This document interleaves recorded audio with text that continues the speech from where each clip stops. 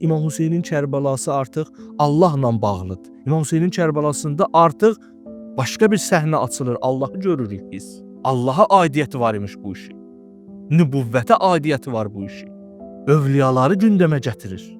İnsanın varlığından xəbər verir, insanın nə etməli olduğundan xəbər verir. Çünki böyük hadisədir. Çünki özü böyükdür. Hər şeyə qatılaşıb bu yolda ki, diqqətli insanların diqqətini çəksin özünə. Ona görə də təkcə ağlamaq, kör-köranə ağlamaq olmasın. Xahiş eləyirəm. Kör-köranə ağlamağı hər kəs ağlayır. Ürəyə kövrə yolunda seriala da baxanda ağlayır. İmam Hüseynə seriala ağladığımız kimi ağlamayaq. Gəlin bilirsiniz necə, müsibətlərini çox zikr eləmədən ağlayaq. Gəlin bir yerə çataq ki, elə bu xütbələrə qulaq asa ağlayaq. Gəlin bir yerə çataq ki, mərsiyələrin sözlərində ağlayaq.